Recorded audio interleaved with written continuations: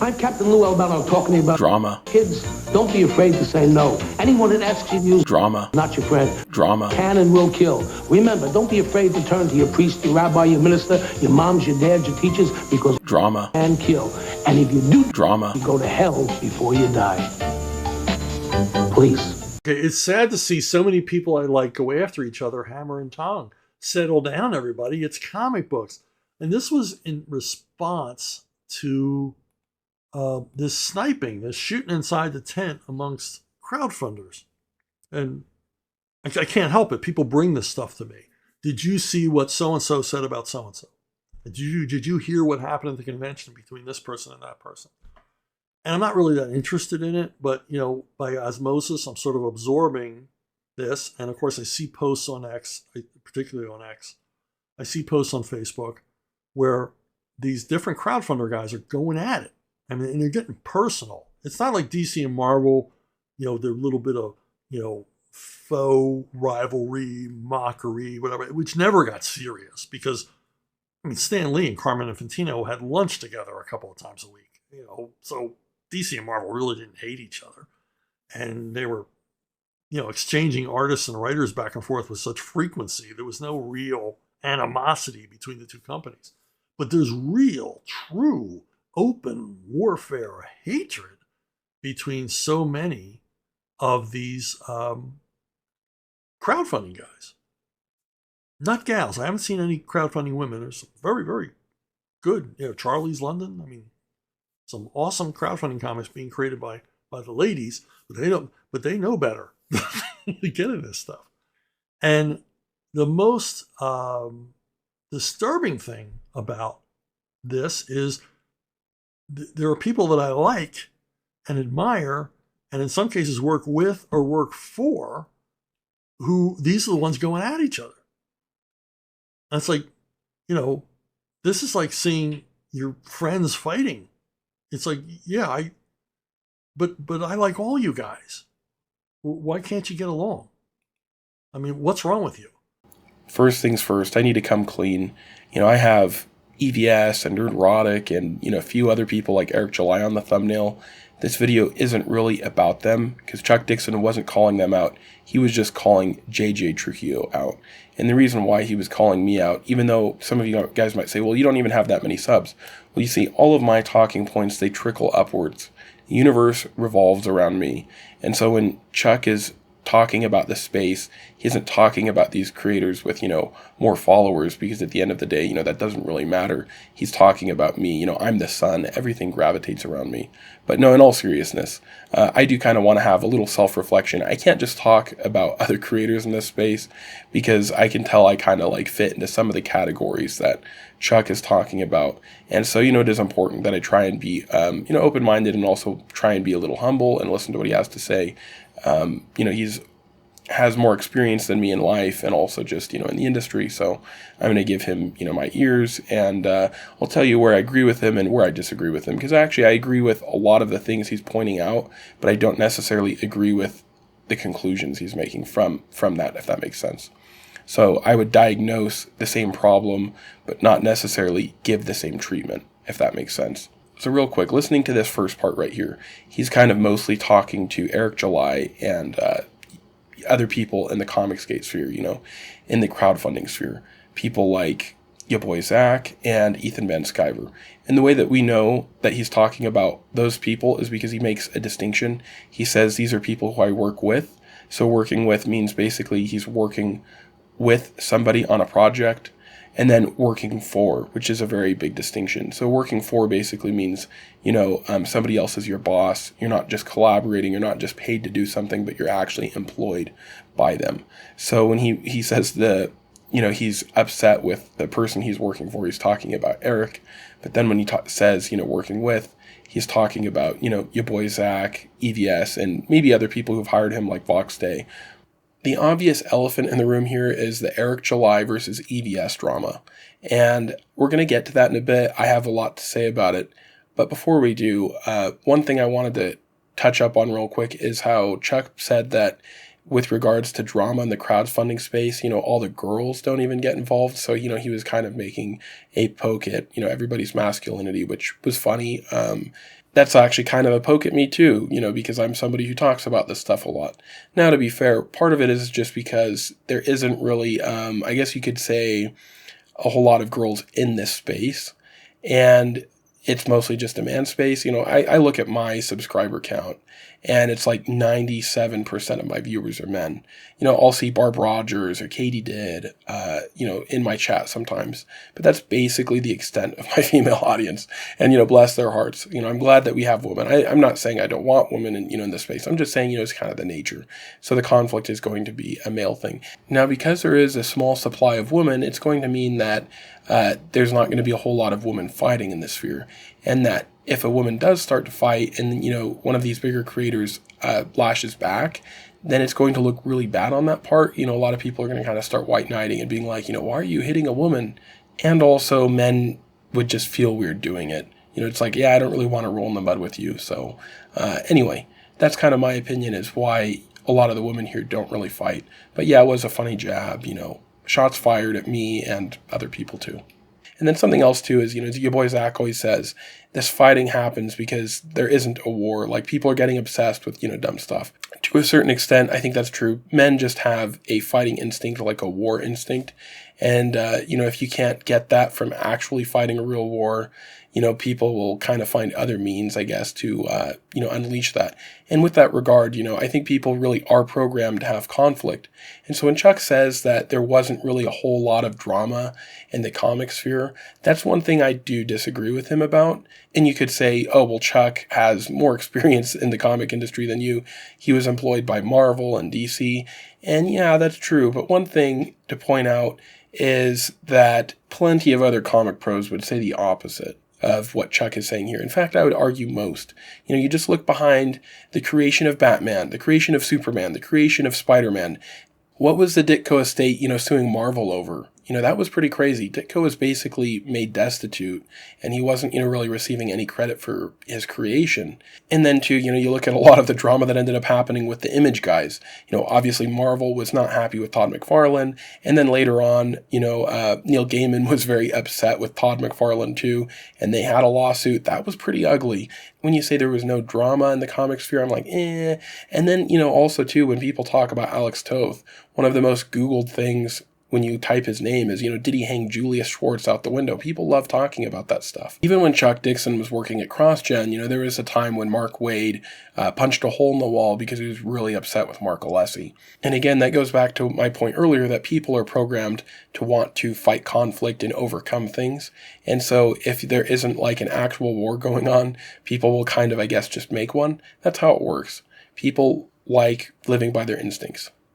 So a lot of what Chuck is saying here is that if there is no fighting between these different camps, so say, for example, between Eric July and Ethan Van Sciver, then there would be more sales between the two people. They could cross-pollinate more because, they have two separate audiences, and if they were friendly and they were promoting each other, then, they could get, Ethan could say, hey, buy ISOM, and then Eric could say, buy Cyberfrog, and then both of them could mutually grow in terms of sales. Now, one of the things, though, that makes the indie sphere so special in comparison to working at DC or Marvel is that people here can actually express their political opinions, if it goes against the very small, left-wing Overton window at the two mainstream companies, and they can also, make a project that, maybe executives wouldn't have taken a chance on, in the mainstream, and they have, unfettered creative freedom. So that's what makes it special. When you watch Eric July videos, you notice he has a picture of Thomas Sowell in the background, a famed economist who explains actually that every time that you buy something or you make a business deal, there's going to be trade-offs, changes. And there's going to be things that you gain, but also things that you lose. And so when you look at, for example, a relationship, this could be a business relationship, this could even be, a romantic relationship or a friendship, there's going to be, I guess you could say, costs and benefits. So I'm just going to use some random names to make up a scenario.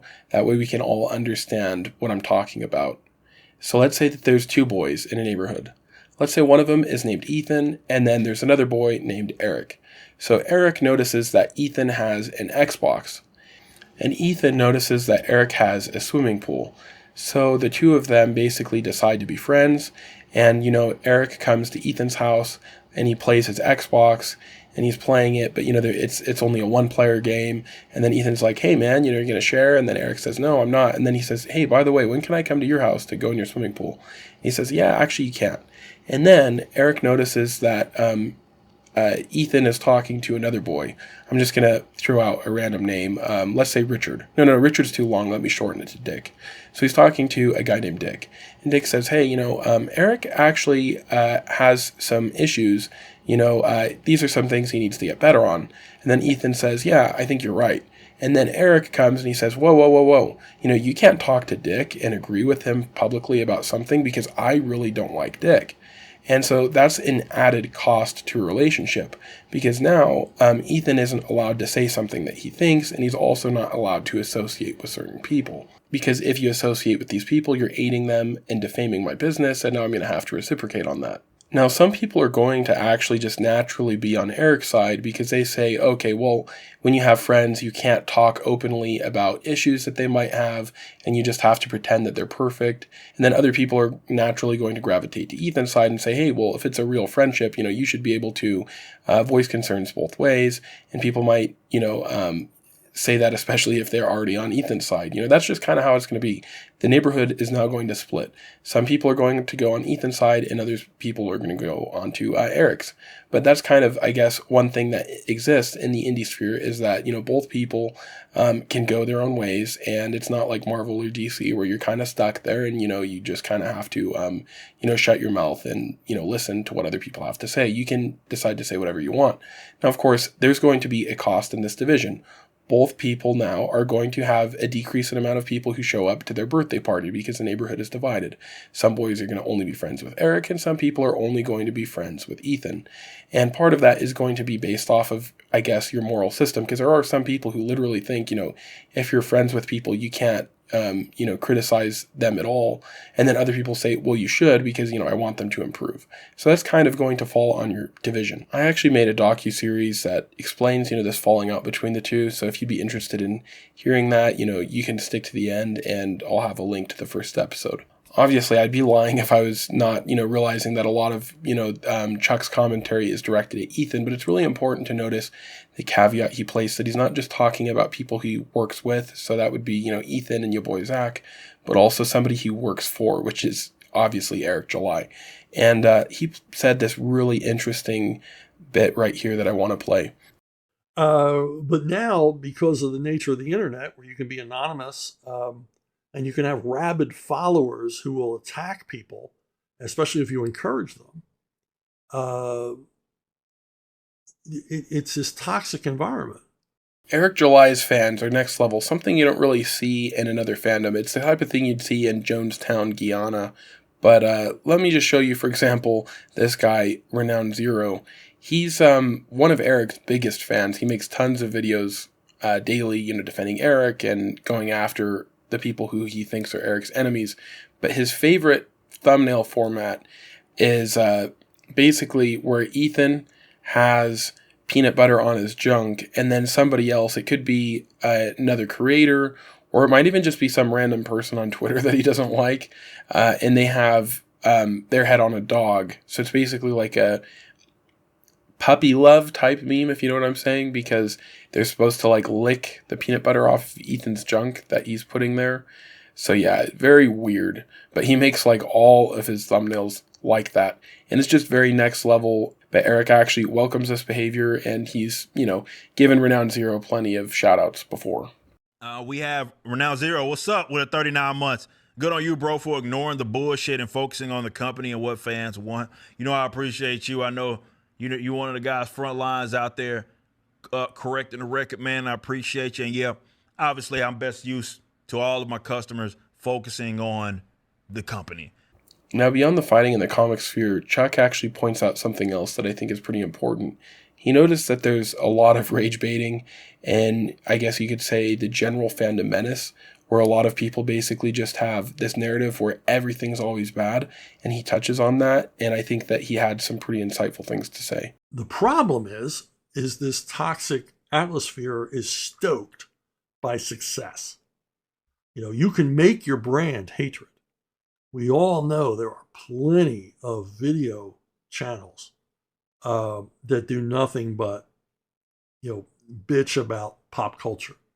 They attack this thing or that thing, and they do it over and over and over again because there's a ready audience who wants to have their own beliefs confirmed or reaffirmed.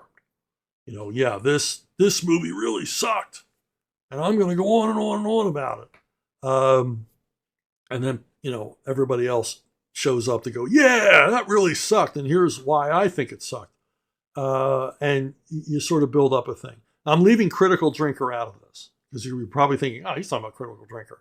Now, Critical Drinker will eviscerate a bad movie, and the environment for bad movies that is so target rich. Who could resist? And of course, his thing is to take the movie apart. But the way that Critical Drinker does take the movie apart is so often instructive. I watch his videos as a writer because he has such a keen eye for why a story failed, why a movie failed, why this doesn't work. Just the interior at the core of this concept, it's awful. And why did they ever make it? And he examines it, and he does like an autopsy and just, examines the anatomy of that story. And it's instructive. Yes, it's funny and often vicious, but it's instructive as well. I'm talking about people that they're just bitching for the sake of bitching, and they get, thousands upon thousands of subscribers and millions of subscribers and thousands upon thousands of views and become personalities on their own. Now that's their game, that's their thing, that's what they do, that's fine if that's what you want. We can only fit two people in this sphere, one being Critical Drinker and the other being Neurotic. And he actually goes out of his way to say it's not the Critical Drinker, which I don't think was the best idea, because if the whole point of this video is to kind of like, let people connect the dots and people figure out who you're talking about, then, you shouldn't be naming one person, because it kind of gets rid of the whole plausible deniability thing and the I'm not, actually getting involved in the drama and calling anyone out specifically. I think either you got to name names or not name anybody. Those are the two options, and just naming one person, I think, kind of breaks that. So that's my opinion there. And with that being said, he kind of praises the Critical Drinker.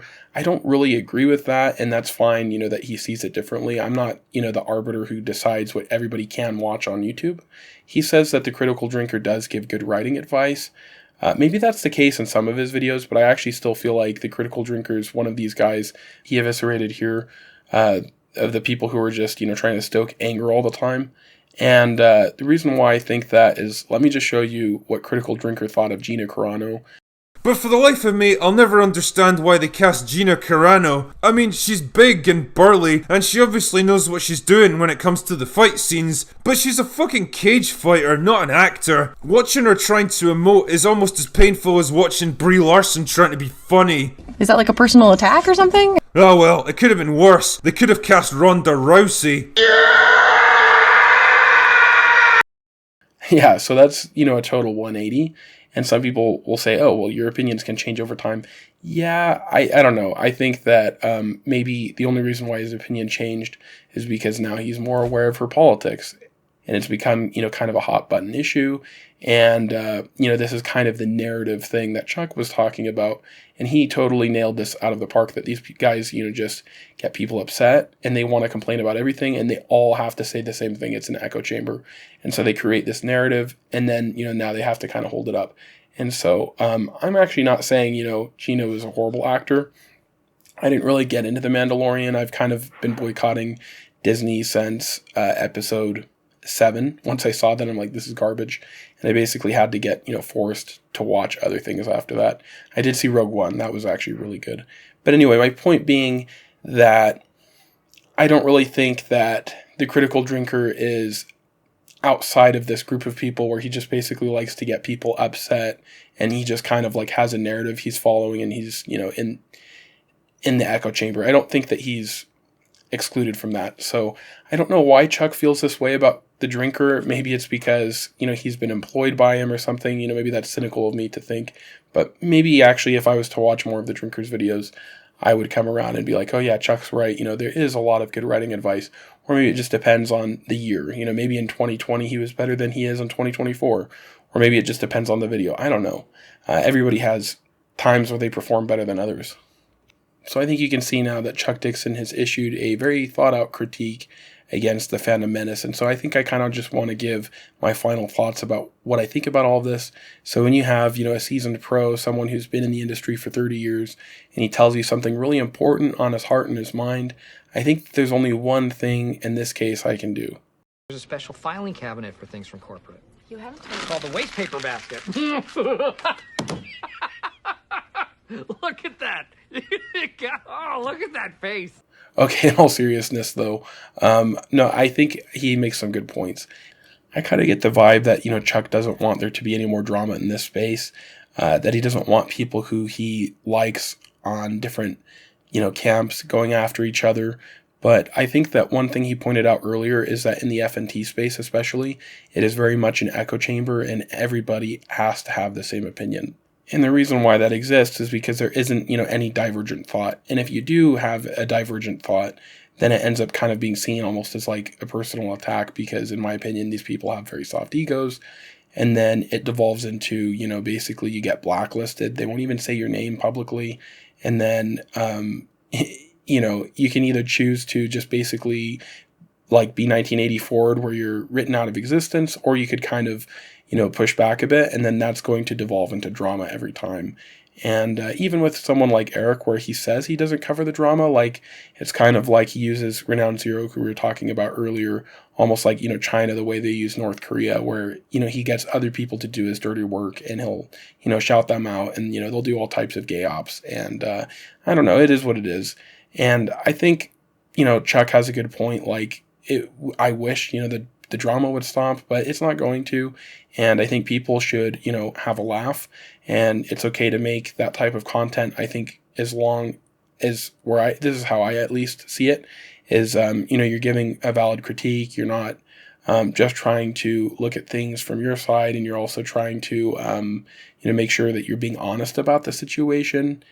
And that's kind of why I oftentimes cover this stuff, a little bit later than other people, because I want to hear both sides of the story and kind of see how, the certain accusations maybe will play out. So that's kind of, the angle that I take. So I also too want my content to focus on things I enjoy. I make plenty of videos where I review things I like, and funnily enough, those things generally don't get as much clicks. And so a lot of times people don't think that I make that stuff just because they don't see it. I'm not going to lie. I know that, drama gets clicks and that people like to watch that stuff. But I think that, as long as you're being honest, you're trying to look at things fairly, and, you're actually trying to make your critique so something can become better. You're not just hating on something for the sake of hating it. Then I think that, it's okay to make that type of video.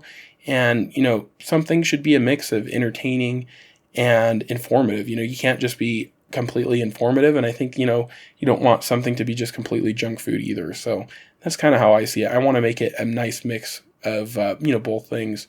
And so anyway, that's kind of how I see it. I don't think I agree completely with Chuck's treatment plan, but I do think that I agree with his diagnosis that overall drama will, cause a decrease in sales and clicks and that type of thing. But, it is what it is. Let's just make sure that we're also being positive, highlighting works that we enjoy, creators we enjoy and love. And that's what I do too. I love to have artists come on, writers come on, and I highlight their work. I highlight movies and shows and comics I love too. So it should be a mix, not hating everything all the time, but I think it's also okay to air out, the dirty laundry and expose, problems when you see it. So that's my opinion. Let me know what you think in the comments. And if you enjoyed this video, make sure to give it a like and a subscribe. And as I pointed out earlier in the video, I have made a docu-series about, the Eric July versus Ethan Van Sciver stuff. So if you're interested in that, the first episode is right here.